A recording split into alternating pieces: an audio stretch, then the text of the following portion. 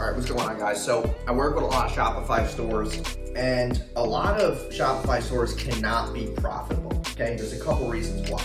Number one is you're just trying to sell that one thing, that one magic bullet. And when you don't have upsells and you don't have congruent products that you can attach to it, your order value is gonna stay low, okay? And when you're running Facebook ads, your costs are, always fluctuating back and forth. You might have a $35 product and you're spending, $17 a purchase. Well, your margins on that, you might be breaking even. You don't exactly know your cost per purchase or cost per lead is gonna be on a product that's $35. It depends on the offer, the sales copy, how easy the checkout process is. But the way that you take your purchase value from 35 bucks to 45 to 50 is by having congruent upsells and bundles, ways that people can spend more money. And that's why most people fail with paid ads, is they have this one product that they get like a magic bullet. They're going to keep running ads for this one thing and have no upsells, no email, no SMS, no abandoned cart recoveries.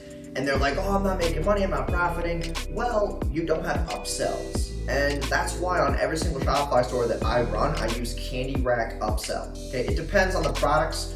If you're selling high ticket, I usually only use Reconvert Purchase Upsell, which is a back-end upsell, or Zipify. But if it's like a low ticket item to about $100, then I'll use Candy Rack Upsell. So it's like they add this item to their cart, and for example, I have a client who sells like flashcards. So you can add that to your cart, so you add the flashcards to your cart, but then you get an upsell, which is, hey, complete the board game and get, this amount off. Or get the expansion pack of the flashcards and get this amount off. The reason why those two upsells do well is because one is more of the same, okay? If they want a pack of flashcards, odds are they want more flashcards, so you're gonna sell them the expansion pack. The other reason why is because the other upsell is, well, in the info product niche, it's basically named as faster or better results.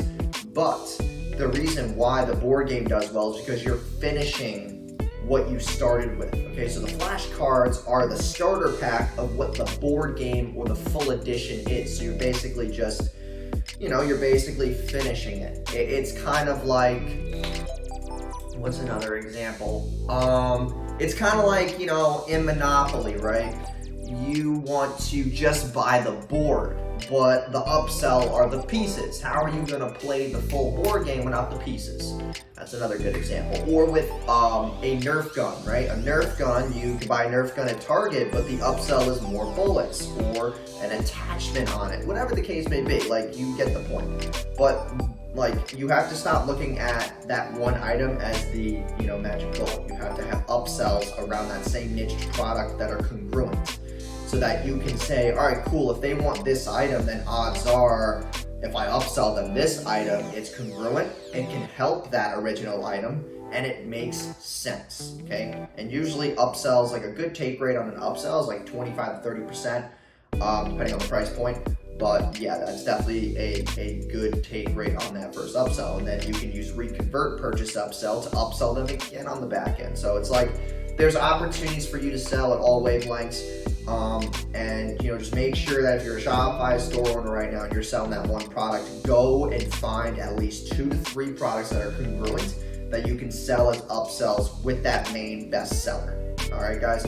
So thank you guys for watching. Like the video, comment any question you have down below, subscribe if you're new, and I'll see you guys in the next video.